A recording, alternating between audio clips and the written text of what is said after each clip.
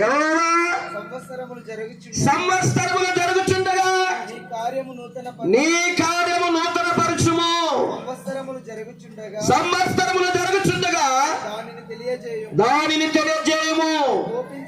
కోపించుచునే వాత్సల్యమును జ్ఞాపకమునకు తెచ్చుకొనుము. చాలు. దేవుని దగ్గర ప్రార్థన చేస్తున్నాడు భక్తుడు. తన ప్రజలను బట్టి ప్రార్థన చేస్తున్నాడు. ఎందుకంటే ఆయనకు, ఆయన ప్రజలందరికీ యెహోవాయే దేవుడు కాబట్టి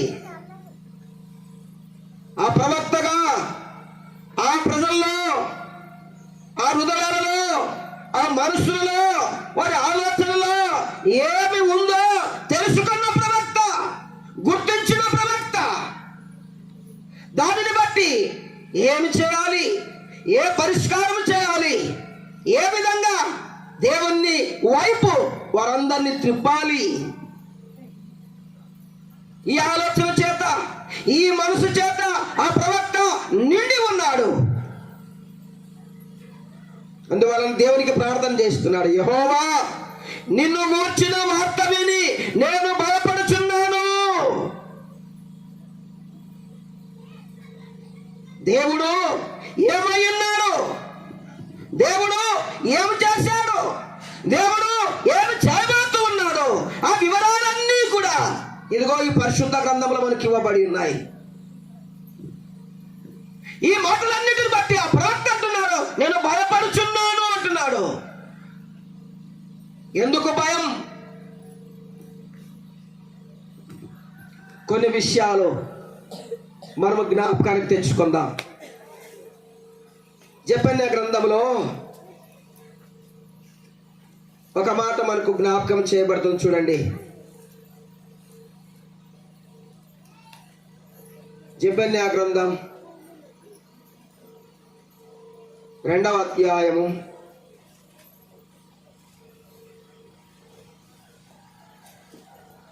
2వ వచనము చూడండి.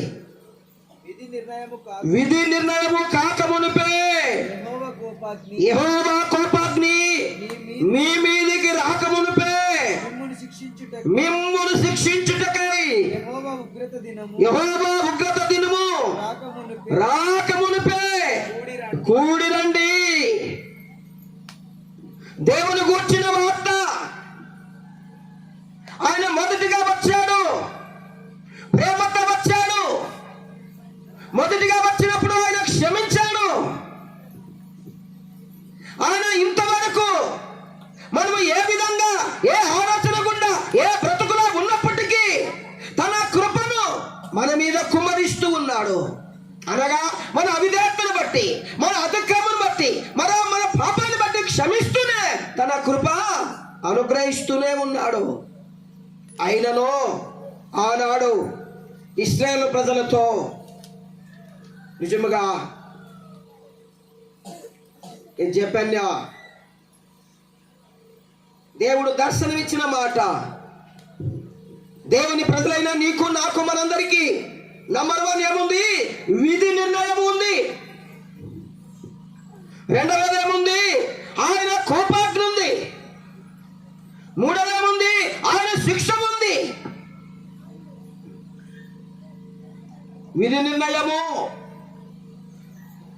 దేవుడు మనము ఈ లోకంలో పంపిన తర్వాత మనం ఏమి చేయాలో దైవవాక్యం చెప్పింది. మనం ఏ విధంగా నడుచుకోవాలో దైవవాక్యం చెప్పింది. ఏ విధంగా బ్రతకాలో, ఏది బ్రతకూడదు, ఏది వినాలో, ఏది వినకూడదు, ఏది చూడాలి, ఏది చూడకూడదు, ఏది మాట్లాడాలి, ఏది మాట్లాడకూడదు దేవుడు మనకు చెప్పాడు. అయితే ఈ విషయాలన్నిటిని బట్టి ఒక దినము ఆ విధి, ఆ బాధ్యత దేవుని మీద ఉంది. ఆ నిర్ణయము, ఆ దినము రాబోతుంది. తన పట్ల, తన కుటుంబము, తన దేశ ప్రజలందరి పట్ల భారము కలిగిన హబక్కుకు, దేవుని వైపు చూసిన హబక్కుకు, వారు ఏ విధంగా ఉన్నారో ఎత్తు చూపునే జెఫన్యా ప్రవక్త, వారు ఏ విధంగా బ్రతుకుతున్నారో, వారి పట్ల దేవుడు ఏం చేయబోతున్నాడో వివరించిన జెఫన్యా ప్రవక్త.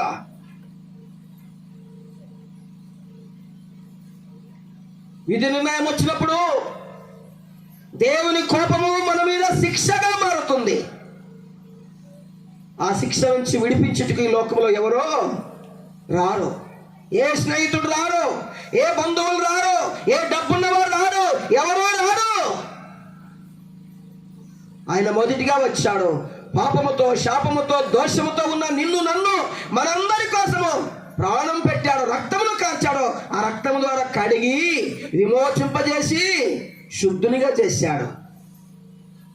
మరలా వస్తాను, నువ్వు సంఘములో, ఇదిగో సమాజంలో, కుటుంబంలో, వ్యక్తిగతంగా నిన్ను బట్టి నీ మనస్సాక్షి తెలియజేస్తుంది, నిన్ను బట్టి దేవుని వాక్యము తెలియజేస్తుంది. నిన్ను బట్టి నేను వచ్చినప్పుడు నేను నిన్ను గురించి తీర్పు తీరుస్తానంటాడు. మన కోసం చనిపోయిన ఆయన, మరణం జయించి తిరిగి లేచిన ఆయన, పరలోకానికి వెళ్ళిన ఆయన, ఆయన మరలా వచ్చినప్పుడు ఇవన్నీ జరుగుతాయి. అందుకే చెప్పనే ప్రవక్త ఆనాడు తన ప్రజల మధ్యలో ఈ సంగతులు తెలియజేస్తున్నాడు. జ్ఞాపకం చేసుకుందాం. ఈరోజు ఒక ముఖ్యమైన విషయాన్ని మనము మనసాక్షి ద్వారా మనము జ్ఞాపకం చేసుకుందాం. నీ మనసాక్షి నిన్ను గురించి, నీ మాట గురించి, నీ చూపు గురించి, నీ ప్రవర్తన గురించి, నీ ఆలోచనల గురించి, నీ తలంపుల గురించి, నీ మాటల గురించి, నీ నిర్ణయాలను బట్టి నీ మనసాక్షే నిన్ను తీర్పు తీరుస్తుంది. కొన్ని మాటలు జ్ఞాపకం తెచ్చుకుందాం. ప్రియమైన దేవుని బిడ్డలారా, దేవుడు గొప్పవాడు. ఆయన పిల్లలైన మనము కూడా గొప్పవారమే. కాబట్టి ఆ గొప్ప దేవుడు మనతోనే మాట్లాడుతున్నాడు, మన గురించే మాట్లాడుతున్నాడు, మన మేలు కోరి ఆయన మాట్లాడుతున్నాడు. దయచేసి జ్ఞాపకం చేసుకుందాం. ప్రియమైన దేవుని బిడ్డలారా, నీవు నేను కూడా నిజముగా ఈ భూమి మీద వచ్చినప్పుడు ఏమి తీసుకొని రాలేదు. అలాగే మనం వెళ్ళినప్పుడు కూడా ఏమి తీసుకొని పోలేము. ఏమి తీసుకొని రాలేదు, పోయేటప్పుడు ఏమి తీసుకొని పోలేదు. అయితే ఈరోజు ఇంత ఉజ్జీవంగా, ఇంత ఉత్సాహంగా నీవు నేను మరి జరుపుకుంటున్నామంటే ఒక్కసారి మన మనస్సాక్షితో మనము మాట్లాడుకుందాం. మన మనస్సాక్షి నిజంగా, నా మనస్సాక్షి నా గురించి చెప్తుంది. నువ్వు 2025లో ఎలా ఉన్నావు? ఏం నిర్ణయాలు తీసుకున్నావు? ఏం మాట్లాడావు? ఏం చేసావు? ఎక్కడికి వెళ్ళావు? నీ పనేమి అని నీ మనస్సాక్షి చెప్తుంది. దానంతటిని బట్టి ఈరోజు నువ్వు ఏ విధంగా ఆయన ఎదుట కనబడుతున్నావు అనేది కూడా మనస్సాక్షి చెప్తుంది. కాబట్టి కొన్ని విషయాలు మనము ప్రాథమికంగా మనమే జ్ఞాపకం చేసుకుంటే మన మనస్సాక్షి ఏ విధంగా మనకు తీర్పు తీరుస్తుంది.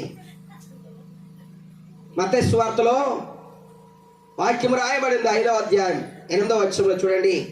హృదయ శుద్ధి గలవారు ఏం కావాలా? హృదయము శుద్ధి కావాలా? ఈ ఉత్సాహములో, ఈ ఆనందములో నిజంగా పరిశుద్ధత, నీవు శుద్ధి చేయబడినావా? నీ కన్నులు శుద్ధి చేయబడినాయా? నీ నోరు శుద్ధి చేయబడిందా? నీ చేతులు శుద్ధి చేయబడినాయా? నీ హృదయం శుద్ధి చేయబడిందా? నీ మనసు శుద్ధి చేయబడిందా? నీ నడక శుద్ధి చేయబడిందా? నీ మనసాక్షి చెప్తుంది. రెండవది దేవుని వాక్యం చెప్తుంది. రెండు ఈరోజు ఈ క్షణంలో నువ్వు గ్రహింపులోకి వచ్చినట్లయితే, నువ్వు దేవుని వాక్యాన్ని వింటూ ఉన్నట్లయితే నిజముగా మనసాక్షి ద్వారా తెలియజేస్తుంది, వాక్యం ద్వారా తెలియజేస్తుంది. దేవునికి ఏం కావాలి ఉద్యమంలో? దేవునికి ఏం కావాలో ఉత్సాహంలో తెలుసా? హృదయ శుద్ధి గలవారు దేవునికి కావాల్సిన వారు. ఆ పరిశుద్ధుడైన దేవుణ్ణి, నీతివంతుడైన దేవుణ్ణి, నిజముగా ఆ సత్యవంతుడైన దేవుణ్ణి ఘనపరిచేవారు, మహిమపరిచేవారు, హెచ్చించేవారు, ఆరాధించేవారు, పాడేవారు ఎలాంటి వారై ఉండాలా? హృదయ శుద్ధి గలవారై ఉండాలా. ఈరోజు మనకు హృదయ శుద్ధి ఉందా?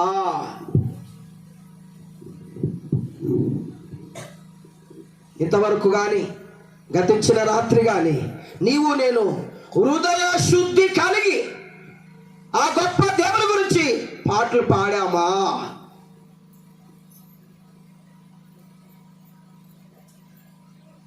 మన హృదయం శుద్ధి చేయబడిన ద్వారా చేయబడిన హృదయముతో మనం ప్రార్థన చేశామా?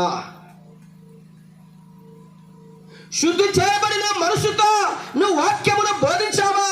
వాక్యమును చదివావా? వాక్యమును విన్నావా?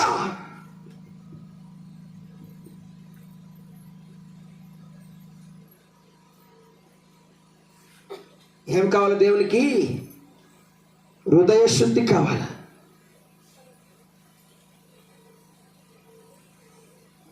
దేవునికి ఎవరంటే సంతోషమో? హృదయాన్ని శుద్ధి చేసుకున్న వారంటే సంతోషము. హృదయమును శుద్ధి చేసుకుని ప్రార్థన చేసేవారు ప్రార్థన వింటాడు. హృదయము శుద్ధి చేసుకున్న వారి యొక్క ఆ పనిని ఆయన కొనసాగిస్తున్నాడు. వారి భారం ఆయన మోసుకుంటున్నాడు. ఈరోజు రాత్రి నుంచి ఇప్పటి వరకు హృదయ శుద్ధి కలిగి మనము ఈ కార్యము చేశామా?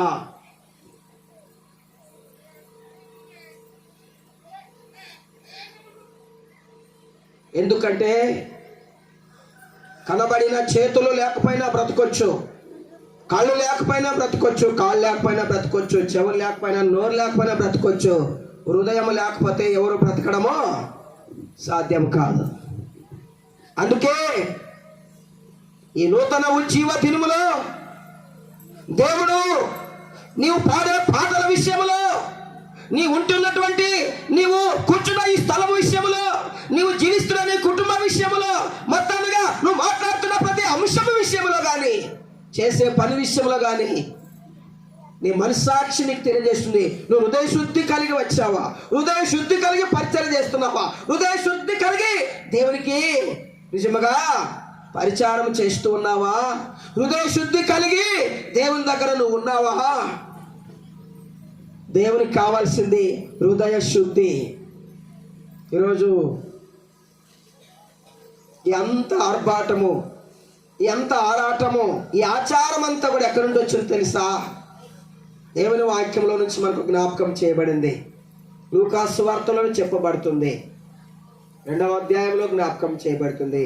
ఆనాడు ప్రజా సంఖ్య రాయవలసిన సమయం వచ్చినప్పుడు ఆ రోమా సామ్రాజ్యంలో, ఆ రోమ మహాపట్టణములో ఆ రోజు నిజముగా ఆ ప్రజలు, ఆ మనుషులు అనుసరించిన ఆచారము, అనుసరించిన అలవాటది. అందులో భాగంగానే అదంతా జరిగి ఉందని నిజముగా లూకా గారు రాస్తూ ఉన్నాడు.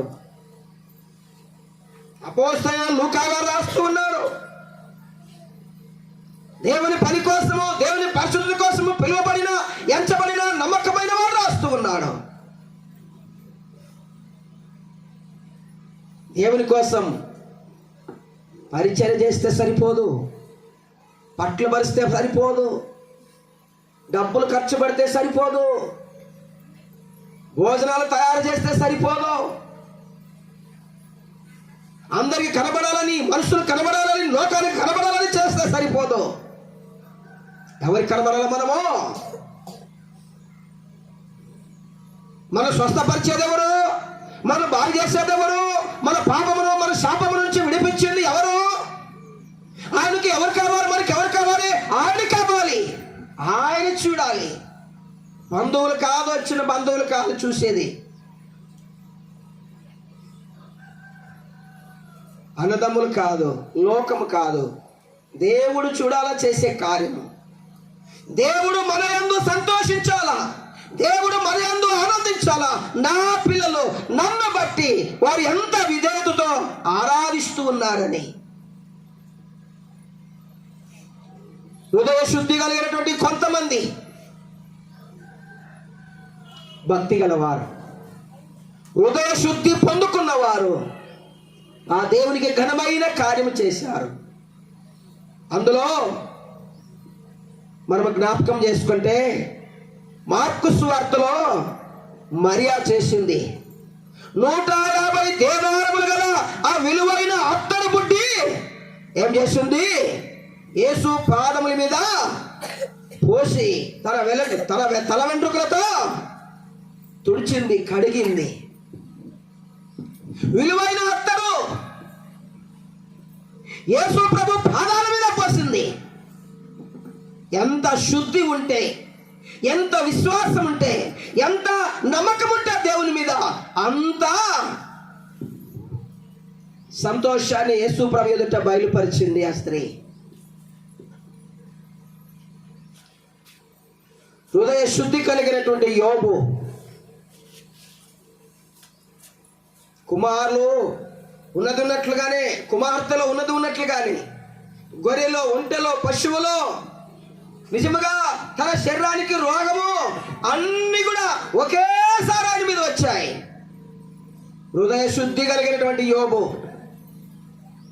ఏడ్చాడా? దేవుని దూషించాడా? దేవుని మీద విశ్వాసము తొలగించుకున్నాడా? దేవుని నమ్మకం ఉన్నాడా? హృదయ శుద్ధి కలిగినటువంటి యోబు ఏం చెప్తున్నాడు తెలుసా? ఇదిగో నా తల్లి గర్భములో నుంచి నేను దిగంబరిగా వచ్చింది. నేను భార్యను పట్టుకోరాలేదు, నేను కుమారుని పట్టుకోరాలేదు, కుమార్తెను పట్టుకోరాలేదు, వెండి బంగారు గొర్రెలు ఒంటెలు ఎట్లు ఇవన్నీ నేను పట్టుకోరాలేదు. ఇదిగో ఈ భూమిదికి తీసుకొచ్చిన వాడు ఆయనే. భార్యను, పిల్లలను ఇదిగో ఇదంతా ఇచ్చిన వాడు ఆయనే. యెహోవా ఇచ్చను, యెహోవా తీసుకుపోయాను. ఎవరన్నారు ఈ మాట? హృదయము శుద్ధి కలిగిన వారు, శుద్ధి చేసుకున్న వారు, శుద్ధితో మాట్లాడిన మాటలు, శుద్ధితో చెప్పిన సాక్ష్యం ఇది. సత్యమైన దేవుని సాక్ష్యము, సత్యమైన దేవుని మనస్సు. అందుకే ఫిలిప్పీ సంఘస్థులు మనస్సు ఎలా ఉంది తెలుసా? పౌలు గారు తెలుసుకున్నారు. వారి మనసు ఎట్లుంది?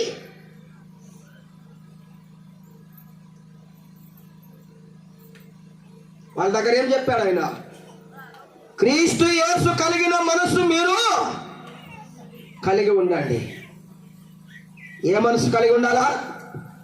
క్రీస్తు యేసు కలిగిన మనస్సు.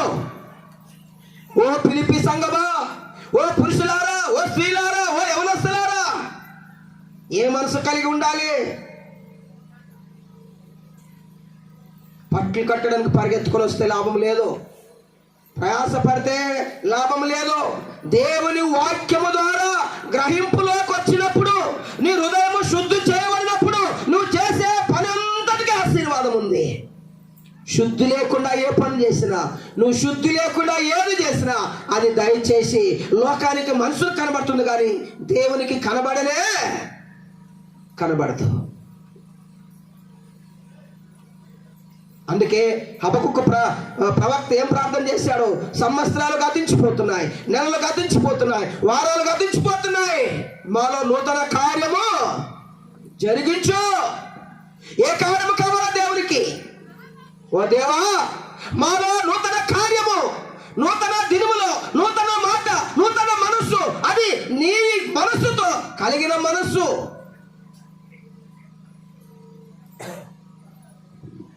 ఒకసారి ఆలోచన చేసుకుందాం. ఎంతో మంది దైవ సేవకులు ఎన్నో మాటలు చెప్తారు, అవి బాగున్నాయా అని మనం నమ్ముతున్నాం. వాళ్ళందరూ చేస్తున్నారు, మనం కూడా చేయాలనే నమ్ముతున్నాం మనము. కానీ నా దేవుడు నాతో ఏం చెప్పాడు? చెప్పిన మాటలు విని కదా, చేసిన వాటిని చూసి నువ్వు చెప్పేదానికి, నువ్వు చేసేదానికి పూనుకునేటువంటిది పని కాదు. ఏం చేయాలి మనము? దేవుడు నీకు జ్ఞానం ఇచ్చాడు, దేవుడు నీకు తెలివినిచ్చాడు, శక్తినిచ్చాడు, చదువుకునేందుకు చదువునిచ్చాడు. ఈ చదువు, ఈ జ్ఞానం చేత తన మాటలను వింటే ఆయన నీతోనే మాట్లాడతాడు, నీతో మాట్లాడతాడు. నువ్వు చదివితే మాట్లాడతాడు కదా. ఆయన మీద విశ్వాసం ఉంచి నువ్వు చదివితే మాట్లాడతాడు.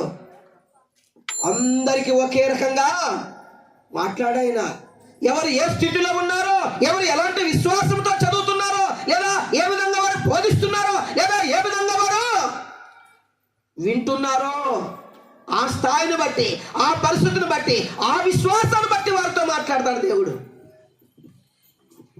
లోకమును చూసి, జనులను చూసి మనం ఏది కూడా చేయాలనుకోవడమో అది సత్యమైన మార్గము కాదు.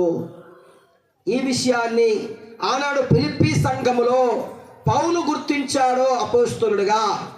సంఘము ఇలా కాదు, క్రీస్తు యేసు కలిగిన మనస్సు మీరును కలిగి ఉండండి. క్రీస్తు యేసు మనసు ఎలాంటిది? మొదటిగా ఆయన ప్రేమించాడు. కలవరిశిల్లో మన కోసమే దెబ్బలు కొట్టబడినాయి. ఆయన ఆకాశానికి భూమికి మధ్యలో వేలాడబడి ఉన్నాడు. నిజముగా తన రక్తమంతా కార్చాడు. చివరి దినాల్లో, చివరి సమయంలో, తండ్రి వీరేమి చేయించినా వీరో వీరికి తెలియదు కాబట్టి వీరిని క్షమించండి. క్రీస్తు యేసు కలిగిన మనస్సు, హృదయ శుద్ధి కలిగిన వారు క్షమించేవారై ఉన్నారా? ఆయన మనస్సు నీలో ఉంటే క్షమిస్తావు. ఆ మనస్సు మన సంఘంలో, తన రక్తం ద్వారా కడగబడిన మనలో, మన హృదయాల్లో నిజంగా ఉందా? వాళ్ళే శుద్ధి చేయబడిన వారు, వాళ్ళే హృదయాన్ని శుద్ధి చేసుకున్నవారు. అలాగలేని వారు నువ్వు ఎంతగా ఆరాటం చేసినా, ఎంతగా పోరాటం చేసినా ఎట్లుంటుందో తెలుసా? పాతకాలంలో మన పెద్దలు పని చేసేదానికి గొప్పవారి దగ్గర పనికి పోతే, ఇంత పని చేసినానయ్యా అంటే, ఇంత తిన్నావు కదయ్యా సరిపోయింది పో. వాళ్ళ జీవితం అంతా ఎక్కడికి సరిపోయింది? తినేకే చేసేకే సరిపోయింది. కాబట్టి చాలామంది నిజంగా పైకి రాకుండా వాళ్ళు అక్కడనే అణిచివేయబడినారు. ఈరోజు దేవుడు అలాగ మనం చేయలేదు. దేవుడు నేను ఏ స్థాయిలో నుంచి పిలిచాడు తెలుసా? పాపములో ఉన్నప్పుడు పిలిచాడు, చీకటిలో ఉన్నప్పుడు, రోగములో ఉన్నప్పుడు, అక్రమంతో ఉన్నప్పుడు దేవుడు నిన్ను పిలిచినప్పుడు నిజంగా నీవు ఆయన మనసు కలిగి ఉంటే నిన్ను నమ్మకమైన వానిగా నియమించుకుంటాడు.